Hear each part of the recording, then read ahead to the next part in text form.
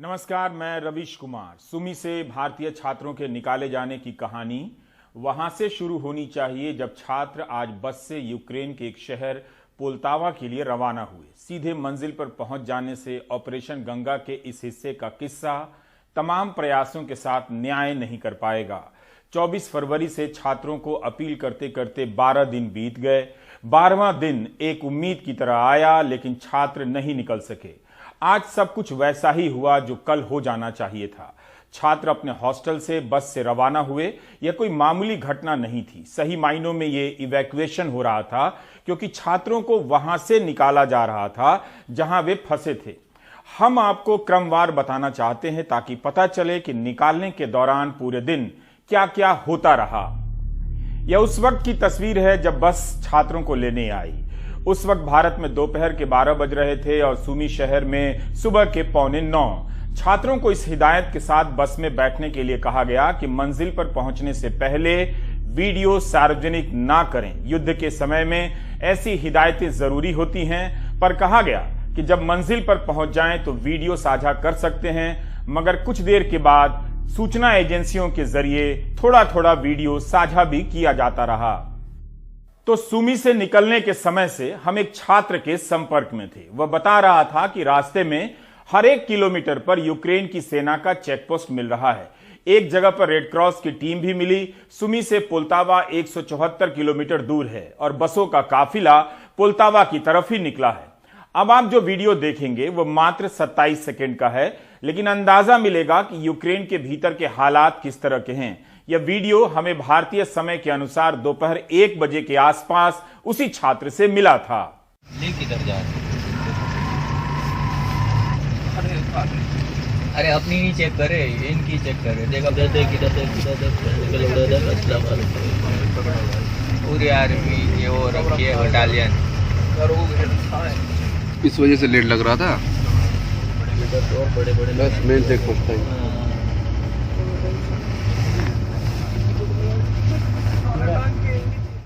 पहले लगा कि इन छात्रों को रूस की सीमा से निकाला जाएगा जो सबसे करीब थी, लेकिन ऐसा नहीं हुआ। बस दूसरी दिशा में मुड़ी, पश्चिमी सीमा की तरफ जिधर पोलैंड है।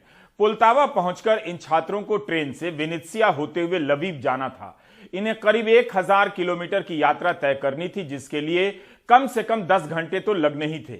अभी यह सब बता ही रहा था वो छात्र कि उसने लिखा कि रूसी सेना के लोग फोन बंद करने के लिए कह रहे हैं। सच कहा या जो कहा, उसने फोन बंद कर दिया। इसका मतलब रूसी सेना की भूमिका थी और यूक्रेन भी सहयोग कर रहा था। इसी छात्र ने बताया कि कई चेकपोस्ट पर केवल यूक्रेन की सेना ही नजर आई, रूसी सेना नहीं। सर यहाँ पे सारे के सारे बच्चे वापस बस से उतार दिए। मजाक हो रहा है सर। इतनी ठंड में 10 बजे से खड़े थे और अभी का टाइम हो रखा है 12:15 सर। अगली सूचना मिलने से पहले सोमवार का एक वीडियो दिखाता हूं। बसों में छात्र बिठाए जा रहे हैं और बिठाने के बाद उन्हें उतार दिया गया। सोमवार को भारत में इनके परिवारों में खुशी की लहर दौड़ गई, मगर मायूसी भी तुरंत आ गई। फिर दूतावास के अधिकारी लगातार संपर्क बनाए रहे। उस कारण छात्रों और उनके परिवारों के बीच भरोसा बना रहा कि कोशिशें जारी हैं, लेकिन यह कोशिश शिथिल न पड़ जाए, इसके लिए सोने से पहले छात्रों ने एक अपील रिकॉर्ड कर भेज दी। पता नहीं आगे वाली क्या कंडीशंस है, क्या नहीं है। यहाँ से जा ही नहीं पा रहे हम लोग सुमी से। हम लोगों को ऐसा अब लग रहा है कि हम लोग यहाँ से अब बहुत जल्द जितनी जल्द हो सके यहाँ से हम लोग अब निकल पाएंगे। इसके लिए गवर्नमेंट ऑफ इंडिया का, एम्बेसी का मेनी थैंकफुल सब पूरे सुमी के स्टूडेंट की तरफ से। और हम लोग उम्मीद करते हैं कि हम लोग की एजुकेशन बहुत जल्द होगी। और जैसा भी होगा हम लोग फिर अपडेट्स करेंगे आपको। आज का इन्फॉर्मेशन यही था कि हम लोग की एजुकेशन की पूरी तैयारी हुई थी, बसेस भी आई हुई थी, बट हम लोग अभी तक एजुकेट नहीं हुए। अभी भी स्टिल सुमी में है, सारे बच्चे सुमी में हैं। अभी तक कोई एजुकेशन नहीं हुई है, बट एजुकेशन हम लोग की बहुत जल्द होने वाली है। शनिवार को छात्रों का सब्र टूट गया था। उन्होंने एक वीडियो बनाकर जारी कर दिया कि अपने जोखिम पर निकलने जा रहे हैं। तब दूतावास ने उनसे संपर्क किया और ऐसा ना करने की सार्वजनिक अपील की। ऐसा इसलिए भी हुआ क्योंकि गुरुवार को सुमी में भारी बमबारी हुई थी। बमबारी सोमवार की रात भी हुई, लेकिन छात्र इस बार उस तरह आतंकित नहीं हुए। ऐसा नहीं था कि सोमवार को सुमी पर बमबारी नहीं हुई। मेहताब की भेजी यह तस्वीर उन आशंकाओं को खड़काने लगी कि इन छात्रों को निकालने में देरी नहीं होनी चाहिए। कभी भी इस शहर में कुछ भी हो सकता है। रूस और यूक्रेन के बीच सीज फायर की बात हो रही थी, मानवीय गलियारा बनाने की भी घोषणा हुई, लेकिन सोमवार को सीज फायर इस बात को लेकर टूट गया कि यूक्रेन नहीं चाहता कि उसके नागरिक रूस की सीमा में प्रवेश करें। आज भी यूक्रेन के विदेश मंत्री की तरफ से बयान आया कि रूस ने मैरियुपोल में कई हजार नागरिकों को बंधक बना लिया है। इस तरह के तनावों के बीच भारतीय छात्रों को निकालना आसान नहीं रहा होगा। आज सुबह करीब 10 बजे रशिया टुडे ने एक सूचना ट्विटर पर साझा की, जिसके अनुसार साफ हो गया कि आज भी नागरिकों को निकालने के प्रयास किए जा रहे हैं, युद्ध विराम किया गया है। इस खबर में रूस के रक्षा मंत्रालय और सेना की तरफ से दावा किया गया कि यूक्रेन के 20 लाख लोगों ने रूस से अपील की है कि यहां से निकालें। रूस ने कहा कि वो कीव, चेर्निगोव, मारियापोल, खारकोव और सुमी से नागरिकों को रूसी इलाके की तरफ निकालने के लिए तैयार है। जो लोग कीव और चेर्निगोव से निकलेंगे उन्हें बेलारूस लाया जाएगा, वहां से हवाई जहाज के जरिए रूस। बाकी 3 शहरों से शरणार्थी सीधे रूस की सीमा पार कर सकते हैं और चाहे तो यूक्रेन के इलाकों को भी चुन सकते हैं। रूसी सेना ने कहा कि मंगलवार की सुबह 7 बजे से अस्थायी रूप से सीज फायर लागू कर दिया जाएगा। कीव से आग्रह किया जाता है कि वह 12 बजे तक इस प्रस्ताव को माने। मानवीय गलियारा बनाने का दारोमदार केवल यूक्रेन पर है।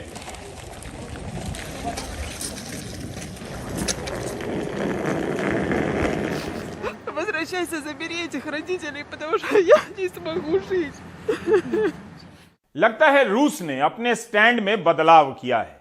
अपनी सीमा के अलावा यूक्रेन के रास्ते से भी निकालने का विकल्प दिया। यूक्रेन ने रूसी सीमा से जाने को लेकर विरोध किया था, लेकिन 2 विकल्पों की बात पर उसका कोई सख्त विरोध नजर नहीं आया।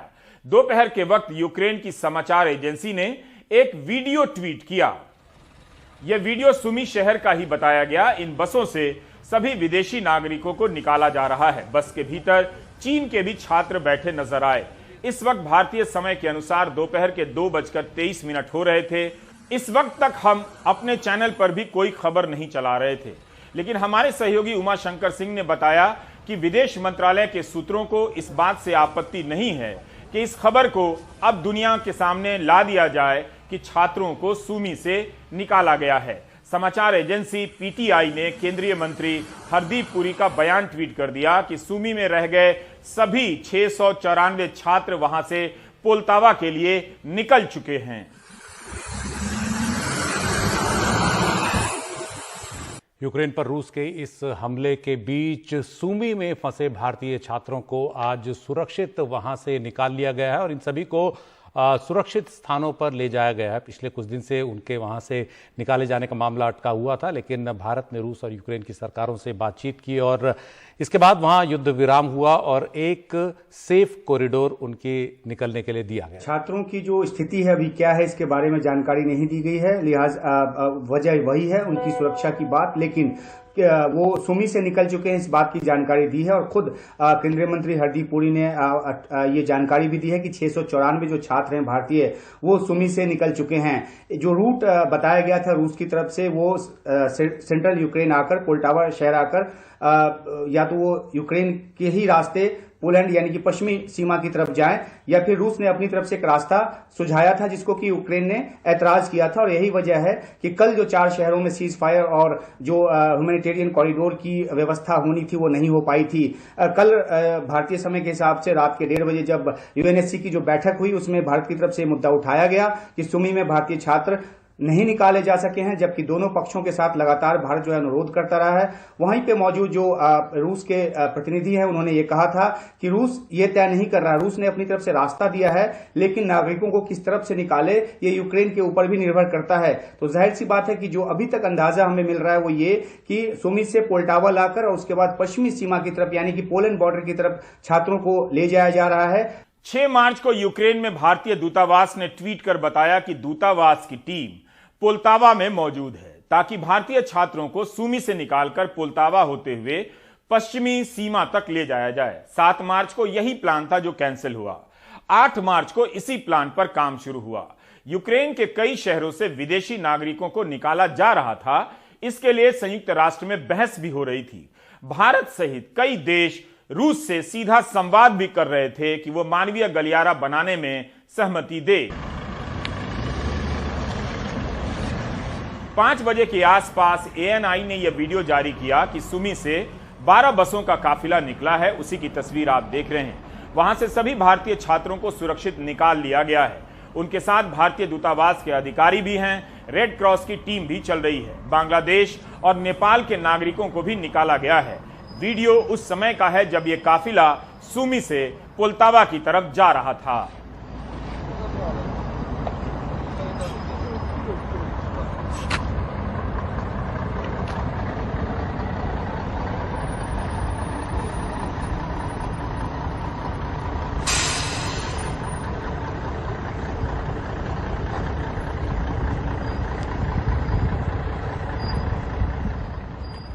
युद्ध के हालात में 174 किलोमीटर का सफर तय करने में सामान्य दिनों से ज्यादा समय लगना स्वाभाविक है। इस बीच भारतीय दूतावास ने एडवाइजरी जारी कर दी कि आज के सीज फायर को देखते हुए जो भी जहां भी फंसा है वहां से अपनी सुरक्षा का ध्यान रखते हुए निकलने की कोशिश करे।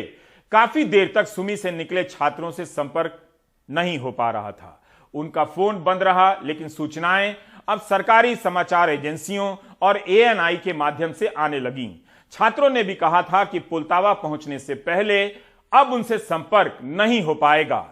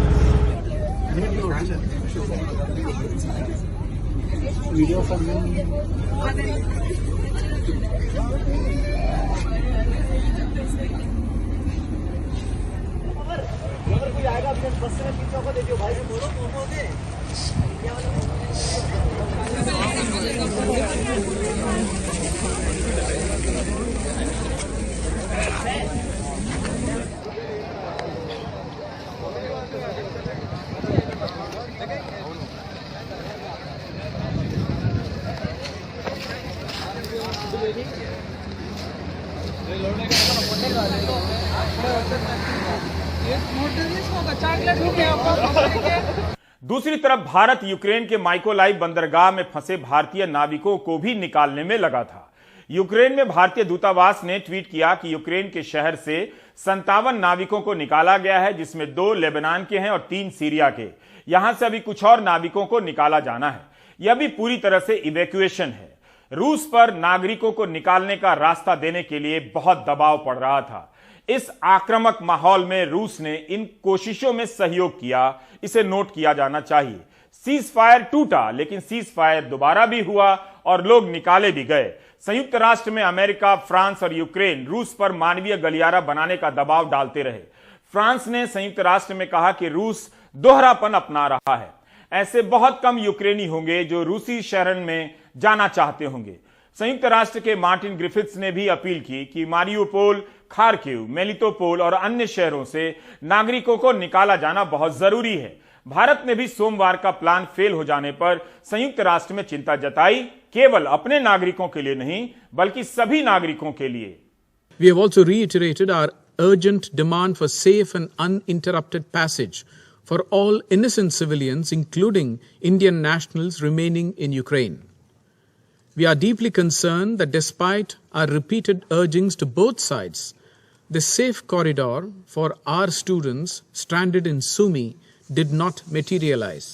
इसके अलावा भारत के प्रधानमंत्री मोदी भी रूस के राष्ट्रपति पुतिन और यूक्रेन के राष्ट्रपति जेलेंस्की से कई बार बात कर चुके थे।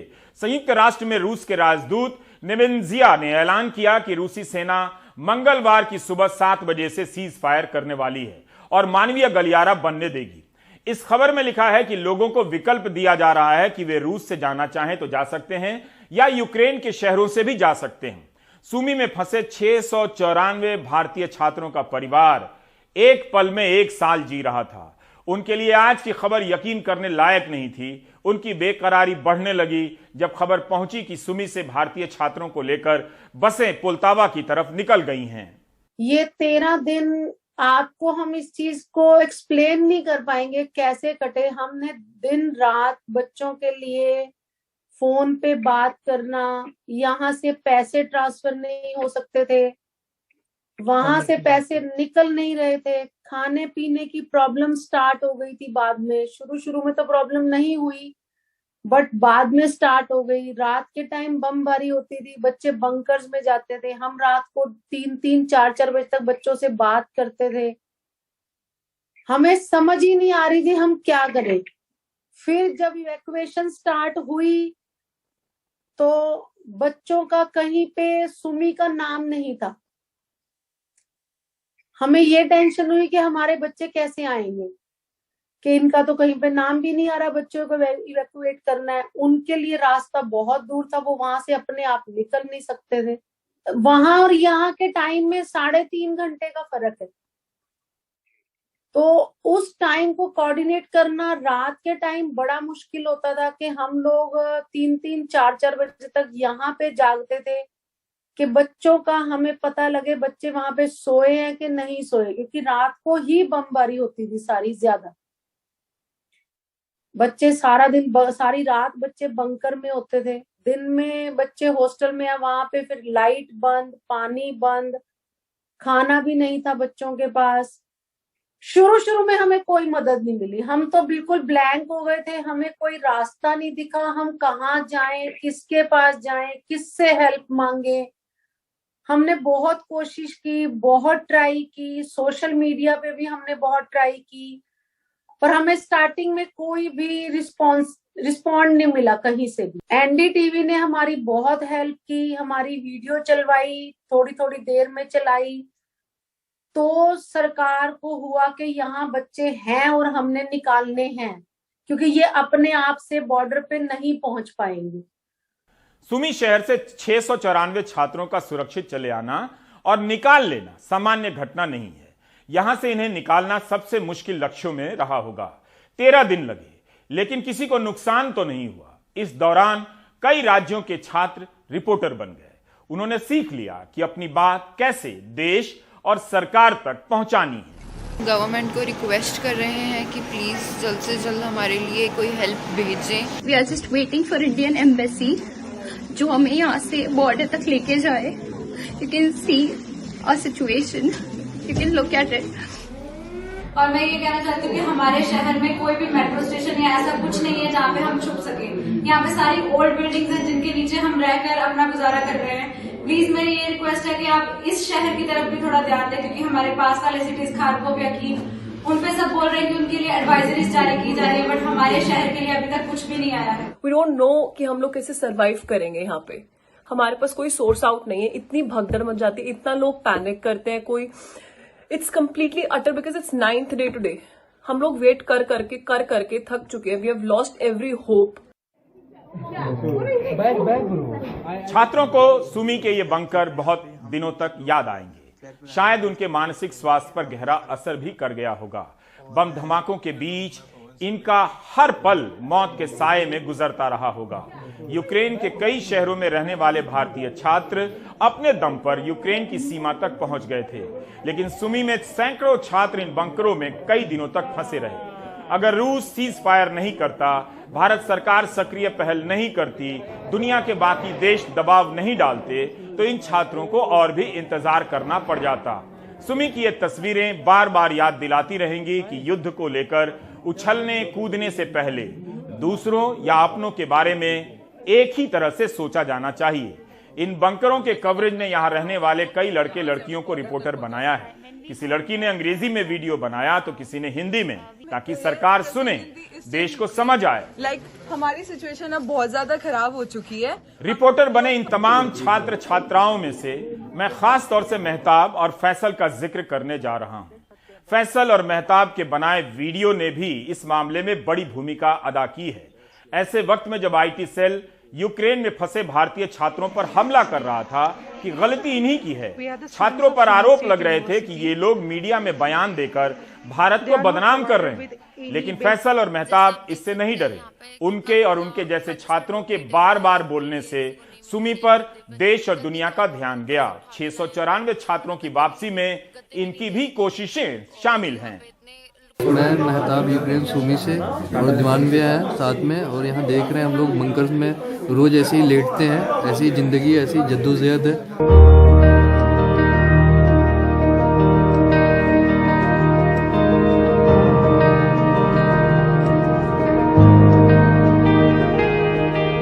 यूक्रेनियन आर्मी कुछ नहीं करते हैं, पर जो 20 चेक पोस्ट रशियन आर्मी का पड़ता है वो काफी ज्यादा डिस्टर्बिंग होता है। एक नॉर्मल स्टूडेंट उसको बर्दाश्त नहीं कर सकता है।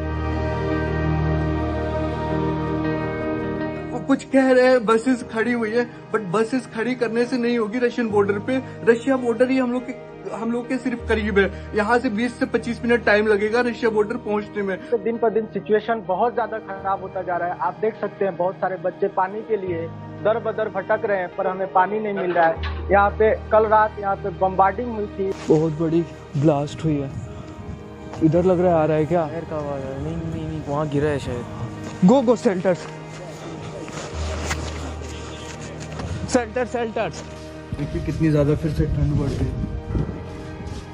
देखिए ये बर्फ में हम लोग कैसे जाएंगे यहाँ से। अभी ब्लास्ट के बाद पानी बिल्कुल गायब है नलके में। इस नल में भी पानी नहीं आ रहा है। सुमी के स्टूडेंट के लिए ये है कि हम यहाँ पे ट्रांसपोर्ट जो है रेलवेज और भी बसेस वगैरह ये सब यहाँ पे नहीं चल रही है। इस कारण हम और पैनिक हो रहे हैं, हम अपने उम्मीद खो रहे हैं।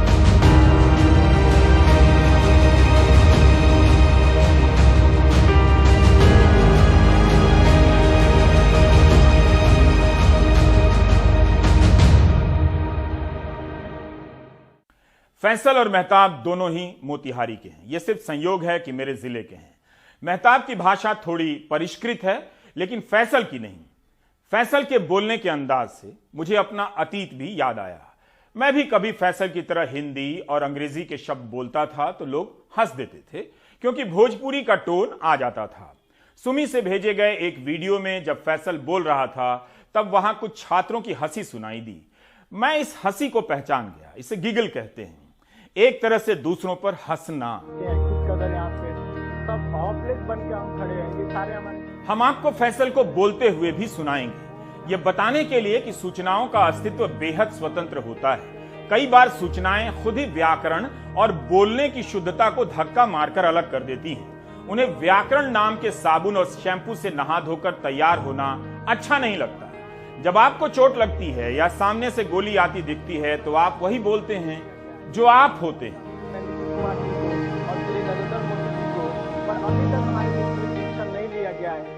यूक्रेन से आ रही मदद की तमाम आवाजों में, भाषाओं में फैसल की आवाज काफी अलग से ध्वनित हो रही थी।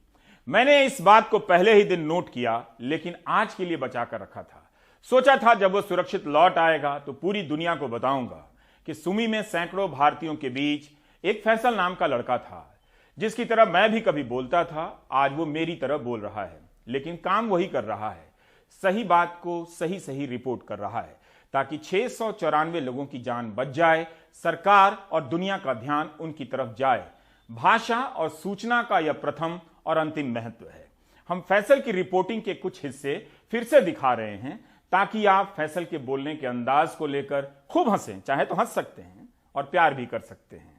अभी सुमी के बच्चे के लिए यहाँ से रोमानिया, पोलैंड, हंगरी जाना बहुत बड़ा एक कॉम्प्लेक्स टास्क है, इसलिए हम नहीं जा रहे हैं। हमारे एक अफ्रीकन दोस्त थे, उनसे बात हुआ, वो लोग नॉर्मल गाड़ी टैक्सी बुक करके यहाँ से सुमी से लबीब के लिए निकला था, ताकि वहाँ से लबीब से हम रोमानिया, पोलैंड जा सके। कल रात यहाँ पे बम्बार्डिंग हुई थी, यहाँ के इलेक्ट्रिक जो प्लांट था उस पे, तो हमें करंट सप्लाई के भी बहुत ज्यादा मजबूरी का सामना करना पड़ रहा है और नेटवर्क प्रॉब्लम भी इश्यू आ रहा है। आप यहाँ पे देखें बहुत सारे बच्चे हैं, किस कदर यहाँ पे सब होपलेस बन के हम खड़े हैं। ये सारे हमारे सीनियर हैं, ये लोग 5th ईयर और 6th ईयर में हैं, फिर भी इनके पास भी कोई उम्मीद नहीं है। हम सब सरकार से लास्ट 8 दिन से बोल रहे हैं आप कुछ एक्शन ले सुमी के बच्चे के लिए। हमें कल एनजीओ यहाँ पे जो थे ये लोग खाने होने का इंतजाम तो कल मुझे अच्छा से मिला था, पर सर अभी पानी का बहुत ज्यादा क्राइसिस है। कल से ही हमें पानी नहीं मिल पाया है और हम कुकिंग नहीं कर पाए, कुछ भी नहीं बना पाए। इवन हमने कॉफी भी नहीं पी रखा है और लाइट का भी क्राइसिस है, यहाँ पे पानी का क्राइसिस है। सर आप यहाँ पे देख सकते हैं कि यहाँ पे लगभग इस हॉस्टल में 500 बच्चे के आसपास है। इसमें 2 बोतल हमें पानी मिला था, उसके बाद सारे खत्म हो गए हैं हॉस्टल के तरफ से। और ये हमारे जो हॉस्टल के मैम लोग हैं उन्होंने दिया था, पर अभी बहुत क्रिटिकल सिचुएशन है। हम लास्ट 8 दिन से बोल रहे हैं कि कुछ किया जाए। हम अपने मुख्यमंत्री को ट्वीट कर रहे हैं, नीतीश कुमार जी को और श्री नरेंद्र मोदी जी को, पर अभी तक हमारे लिए कोई एक्शन नहीं लिया गया है। हम बहुत ज्यादा फ्रस्ट्रेटेड है। मेडिकल की पढ़ाई में स्थानीय भाषा का अपना महत्व होता है, वरना जब मरीज कहेगा कि नट्टी बथ रहा है, कपार बथ रहा है, खखर के नहीं बोल पा रहे हैं, तो कई डॉक्टर नहीं समझ पाएंगे कि मरीज क्या बोल रहा है। भारत में मेडिकल की पढ़ाई की हकीकत का अंदाजा शायद उन लोगों को नहीं है जो किसी को भी इन दिनों लेक्चर दे रहे हैं यूक्रेन पढ़ने क्यों गए। यह संकट बता रहा है कि कई सरकारों ने राज्यों में, केंद्र में शिक्षा पर खर्च करना बंद कर दिया, इसलिए आबादी पर यह तबाही आई। यह भी सही है कि आबादी को धर्म से ज्यादा मतलब है, शिक्षा से नहीं।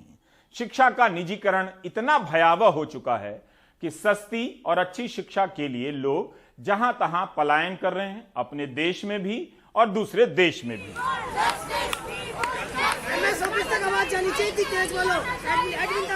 लेकिन देहरादून में प्रदर्शन कर रहे चौथे वर्ष के इन 150 छात्रों को प्राइम टाइम से उम्मीद है कि हम आवाज उठाएं। क्या आप जानना चाहते हैं कि इनके साथ क्या हो रहा है? ये सभी 2017 के बैच के मेडिकल छात्र हैं, मेडिकल कॉलेज देहरादून के जॉली ग्रांट में है। उस साल राज्य सरकार ने अधिसूचना जारी की कि राज्यों के छात्रों से 4 लाख प्रति वर्ष से अधिक फीस नहीं ली जा सकेगी। मैनेजमेंट कोटा और दूसरे राज्यों के छात्रों के लिए फीस की सीमा अधिकतम 5 लाख होगी। कॉलेज ने इस अधिसूचना के खिलाफ नैनीताल हाईकोर्ट में याचिका दायर कर दी, लेकिन फैसला अभी तक नहीं आया है। इस बीच जब अंतिम वर्ष की परीक्षा करीब आई, तब कॉलेज ने इन छात्रों से कहा पुरानी फीस देनी होगी, परीक्षा में तभी बैठने दिया जाएगा जब 23 लाख रुपए का चेक देना होगा। क्या कोई औसत भारतीय परिवार इस तरह से अचानक 23 लाख का चेक दे सकता है? कई छात्र इस वजह से परीक्षा में नहीं बैठ सके। ऐसी खबरों पर क्या आईटी सेल और वो लोग हंगामा करेंगे कि ऐसा क्यों हो रहा है? किसे फर्क पड़ता है कि ये छात्र यहां धरना प्रदर्शन कर रहे हैं? माँ बाप और कॉलेज प्रशासन के बीच आज बैठकें होती रही। Himalayan institute of medical science का तर्क है कि नैनीताल हाईकोर्ट का फैसला नहीं आया है, लेकिन अगर बढ़ी हुई फीस के पक्ष में फैसला आया तो इन छात्रों से कैसे वसूलेंगे? ये तो कॉलेज से जा चुके होंगे, इसलिए उनसे चेक मांगा जा रहा है कि अभी चेक दीजिए, जब फैसला आएगा तब कैश कराएंगे। सुप्रीम कोर्ट को इस मामले में संज्ञान लेना चाहिए और बताना चाहिए कि क्या ऐसा हो सकता है। हम हिमालयन इंस्टीट्यूट के 2017 बैच के बच्चे हैं और कॉलेज वालों की तरफ से हमें बहुत मेंटल टॉर्चर दिया जा रहा है। हमसे बेबुनियादी फीस मांगी जा रही है और हमसे बोला जा रहा है कि 23 लाख का चेक जमा किया जाए। जिसमें कोर्ट ने कहा है कि 2 दिन बाद सुनवाई होगी, लेकिन हमारा कल एग्जाम है और आप हमसे बोल रहे हैं कि 11 बजे तक आप लोग ये चेक ला के दीजिए। लोग कैसे चेक लाएंगे, क्योंकि बहुत दूर दूर से लोग यहाँ पे हैं, लोगों के पास चेक नहीं है देने के लिए। चेक नहीं देंगे कल तक तो हमें सप्ली का एग्जाम देना पड़ेगा 6 महीने बाद, जिससे हमारी इंटर्नशिप भी लेट हो जाएगी। फाइनल ईयर के एग्जाम के जस्ट पहले इन्होंने 23 लाख रुपए का चेक मांगा है कि जो ये चेक देगा वही एग्जाम में बैठ सकता है। हमने जब 2017 में एडमिशन लिया था तो हमने गवर्नमेंट द्वारा निर्धारित फीस पे लिया था जो कि थी 5 लाख रुपए, और हमने वही देख के जो इनकी ऑफिशियल गवर्नमेंट वेबसाइट पे थी वही देख के यहाँ पे एडमिशन लिया है। इस तरह की चिंता यूक्रेन से लौटने वाले छात्रों को घेरने वाली है। उन सभी के अहम दस्तावेज छूट गए होंगे, नष्ट हो गए होंगे। जो छात्र प्रथम, द्वितीय, तृतीय वर्ष में हैं, उनका क्या होगा साफ नहीं है। कब पढ़ाई शुरू होगी या होगी भी नहीं। नेशनल मेडिकल कमीशन ने कहा है कि जिन छात्रों ने पढ़ाई पूरी कर ली है और उनकी इंटर्नशिप बाकी है, उनके लिए भारत के कॉलेजों में व्यवस्था कर दी जाएगी। लेकिन जो लौट रहे हैं और जिनकी पढ़ाई अभी शुरू हुई है, उनका क्या होगा? डॉक्टर बनने यूक्रेन गए थे, लेकिन किसी तरह युद्ध क्षेत्र से जान बचाकर लौट रहे हैं। मेडिकल के ऐसे हजारों छात्रों के सामने अब अपना भविष्य बचाने की चुनौती खड़ी हो गई है। इनमें एमबीबीएस फर्स्ट ईयर से लेकर इंटर्नशिप तक कर रहे मेडिकल के छात्र शामिल हैं। देश में उन्हें अब कहां एडमिशन मिलेगा, कैसे एडमिशन मिलेगा, उसके लिए फीस कहां से लाएंगे, ये चिंता छात्रों के साथ साथ उनके अभिभावकों को भी खाई जा रही है। यूक्रेन से लौटी शिवानी को एमबीबीएस कराने के लिए उनके पिता ने 17 लाख रुपए लोन लिया था। मेरा नीट क्वालिफाई था, बट उसके बाद भी मुझे यहाँ सीट नहीं मिली। मेरा रैंक 38,000 था। इंडिया में इसका मतलब 50,000 भी सीटें नहीं है। सीट्स की बहुत कमी है, जिस करके बहुत सारे बच्चे बाहर पढ़ने जाते हैं। दूसरा रीज़न है यहाँ की फ़ीस। अगर सीट मिलती है तो प्राइवेट कॉलेजेस या फिर डीम्ड यूनिवर्सिटी, जिनकी फ़ीस लगभग करोड़ों में पड़ती है। यूक्रेन में यही फ़ीस 6 साल की 30 से 40 लाख है। इस करके बच्चे वहाँ जाते हैं जो फाइनेंशियली इतने ओके नहीं है, इस करके वो बाहर जाना प्रेफर करते हैं। बलजीत मोर की बेटी इनायत यूक्रेन में एमबीबीएस के 5th ईयर की छात्रा थीं। वो भी देश लौट रही हैं। माता पिता को समझ नहीं आ रहा कि आगे बेटी की पढ़ाई का क्या होगा। मेरी बेटी का सपना था कि वो एक डॉक्टर बने, और डॉक्टर बनने के लिए यहाँ हम अफोर्ड नहीं कर सकते थे, इसलिए हमने उनको विदेश एमबीबीएस करने के लिए भेजा था। और मेरी बेटी के 90+ मार्क्स हैं 10+2 में। ये नहीं है कि भाई वो नालायक बच्चे जाते हैं या फेलियर बच्चे जाते हैं, वहाँ जाने के लिए भी नीट पास करना पड़ता है। ऐसे वक्त जब सरकार को इन हजारों छात्रों की पढ़ाई के इंतजाम की बात करनी चाहिए थी, उस समय केंद्र सरकार के मंत्री उन्हें नालायक बताने में जुटे दिखे। ಅಲ್ಲಿಂದ ಬಂದಂತವರು ಬೇರೆ ಬೇರೆ ದೇಶದಿಂದ ಬಂದಂತವರು ನಮ್ಮ ಕ್ವಾಲಿಫೈಯಿಂಗ್ जो बच्चे विदेशों में पढ़ने जाते हैं उनमें से 90% यहाँ पर नीट को क्वालिफाई करने के भी काबिल नहीं है। ಇದು ಯಾವುದು ನಾನು ವಿವಾದ ಅಥವಾ ಚರ್ಚೆಗೆ ನಾನು ಹೋಗ್ಲಿಕ್ಕೆ ಬಯಸೋದಿಲ್ಲ। ऐसे बयान यूक्रेन से लौट रहे परेशान छात्रों, उनके परिवारों और मेडिकल जगत के लोगों को और निराश कर रहे हैं। वो सरकार से मेडिकल शिक्षा के सिस्टम की नालायकी पर सवाल कर रहे हैं। मैं भी एमबीबीएस करना चाहता था, मैं भी विदेश जाना चाहता था, लेकिन मैं नहीं जा पाया। क्यों? मेरे पेरेंट्स अफोर्ड नहीं कर पाए। आज जो लोग ये कहते हैं कि जो एमबीबीएस विदेश से बच्चे करके आ रहे हैं वो नालायक है, मैं उनसे एक जवाब पूछना चाहता हूं कि जो बच्चा डॉक्टर बनना चाहता है उसे देश में अगर पढ़ने का मौका नहीं मिल रहा है, एमबीबीएस की सीट नहीं मिल रही है। यहाँ हमारे हरियाणा के जो मुख्यमंत्री हैं वो ये कहते हैं हम हर जिले में मेडिकल कॉलेज खोलेंगे। अरे भाई साहब, कब खोलोगे आप मेडिकल कॉलेज? सरकारें सीट बढ़ाने का दावा तो करती हैं, लेकिन उस पर खरी नहीं उतरती। हरियाणा के मुख्यमंत्री मनोहर लाल खट्टर का ही ये दावा देखिए जो उन्होंने 2019 में किया। हर जिले में एक मेडिकल कॉलेज, जिसमें से अभी तक जो 8-10 मेडिकल कॉलेज पिछले टर्म में तक चलते थे, अब वो 22 मेडिकल कॉलेज हो जाएंगे, जिसमें से हर वर्ष अभी जैसे लगभग 1400 डॉक्टर हर साल निकल करके आते हैं। ये हर साल निकलेंगे, अभी तो 700 डॉक्टर निकलते हैं। इस बार हमारा 1450 का एडमिशन हुआ है, 5 साल बाद 1400 आएंगे। इस बीच कुछ राहत की बात यह है कि कुछ राज्यों ने यूक्रेन से लौट रहे छात्रों की पढ़ाई के इंतजाम का मन बनाना शुरू कर दिया है, लेकिन जमीन पर अभी कुछ खास दिख नहीं रहा। हरियाणा से सुनील रवीश की रिपोर्ट, एनडीटीवी इंडिया। भारत में मेडिकल की पढ़ाई की दिक्कतें आज से नहीं हैं। ये और बात है कि वही दिक्कतें आज भी हैं। आप ब्रेक ले लीजिए।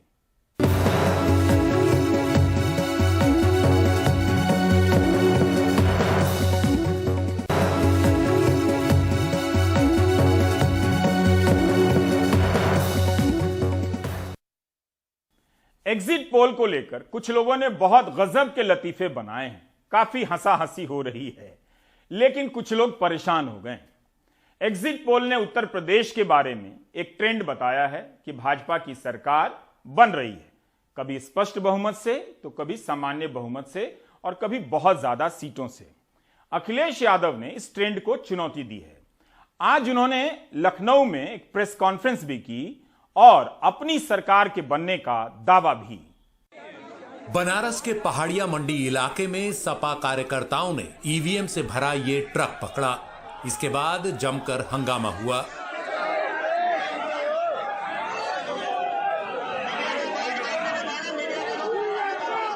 अखिलेश यादव ने प्रेस कॉन्फ्रेंस कर आरोप लगाया कि ऐसे 2 और ट्रक थे जो फरार हो गए और इरादा गड़बड़ी का था। जो आज देखने को मिला है बनारस में, कि जहां ईवीएम्स ले जाई जा रही थी, एक ट्रक पकड़ा गया, 2 ट्रक लेकर के भाग गए।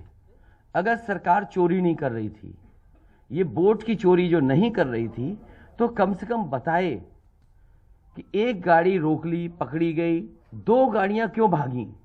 अगर कोई चोरी नहीं थी, प्रशासन ने, सिक्योरिटी ने इतना इंतजाम क्यों नहीं किया? इतनी फोर्स है, अभी इलेक्शन की फोर्स गई नहीं है यूपी से, तो आखिरकार अधिकारी क्यों नहीं कर रहे थे? अखिलेश यादव ने बरेली और सोनभद्र में भी ईवीएम इधर उधर किए जाने का आरोप लगाया। अखिलेश यादव ने अपने कार्यकर्ताओं से कहा कि ये लोकतंत्र को बचाने की चुनौती है, इसके बाद ये अवसर नहीं आएगा। अगर वोट नहीं गिना जाएगा तो लोकतंत्र कहां जाएगा? और ये लोकतंत्र की आखिरी लड़ाई है। मैंने कई बार कहा कि उत्तर प्रदेश का चुनाव लोकतंत्र की आखिरी लड़ाई है। इसके बाद तो जनता को क्रांति करनी पड़ेगी, तभी बदलाव आएगा। हालांकि बनारस के डीएम ने इस पर सफाई देते हुए कहा कि ये ईवीएम प्रशिक्षण के लिए ले जाई जा रही थी। इन्हें मंडी स्थित खाद्य गोदाम से यूपी कॉलेज ले जाया जा रहा था। कुछ राजनीतिक दलों ने वाहन रोका, चुनाव में प्रयुक्त ईवीएम कहकर अफवाह फैलाई, जबकि मतगणना से पहले इन्हें ट्रेनिंग के लिए ले जाया जा रहा था। उन 4 गोडाउन के बाद में भी जो गोडाउन हैं, उसमें सारे डिस्ट्रिक्ट की 1000 ईवीएम आसपास जो ट्रेनिंग में थी या जो रिजर्व में थी, जो बूथ पे प्रयोग नहीं हुई, सारी मशीनों का गोदाम एक बना हुआ है। बीजेपी इसे अखिलेश यादव की खिसियाहट बता रही है। समाजवादी पार्टी के मुखिया श्री अखिलेश यादव जी पराजय की सुनिश्चित संभावना को देख करके घबरा भी गए हैं, बौखला भी गए।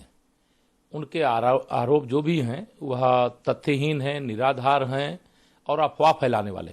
जो अलग अलग चैनलों, एजेंसियों के माध्यम से एग्जिट पोल आए, जिसमें भाजपा एक बार फिर से बड़े बहुमत के साथ सत्ता में वापसी कर रही है, उसके बाद उनके गुंडे, उनके अपराधी, उनके तथाकथित गठबंधन कहूं हठबंधन करने वाले जो उनके साथी सहयोगी हैं, वो सब बौखलाए हुए। बड़ी मात्रा में यहाँ पर पुलिस बल भी लगाई गई है और तमाम लोग हैं, लेकिन जो कार्यकर्ता है वो बहुत गुस्से में है, रोष में है। उन्हें नहीं समझ में आ रहा कि आखिर ये ईवीएम कहाँ थी। प्रशासन अपनी सफाई दे रहा है और वो यही कह रहा है कि वो प्रशिक्षण के लिए ईवीएम जा रही थी और जो मेन ईवीएम है वो स्ट्रांग रूम में बंद है और सीसीटीवी कैमरे की निगरानी में है। लेकिन यहाँ आए मौजूद कोई भी व्यक्ति इसे मानने के लिए तैयार नहीं है। सबको लग रहा है क्योंकि बनारस में जो है वो मुकाबला कांटे का था और यहाँ पर जो है लड़ाई बहुत कांटे की हुई थी। उम्मीद थी लोगों को कि जीतेगी, इसलिए लोगों को लग रहा है कि कुछ हेराफेरी की गुंजाइश है। अब इसे कैसे प्रशासन हैंडल करता है, किस तरीके से समझाता है, ये देखने वाली बात होगी। पुरुषोत्तम के साथ वाराणसी से अजय सिंह, एनडीटीवी इंडिया। आप देख रहे थे प्राइम टाइम। नमस्कार।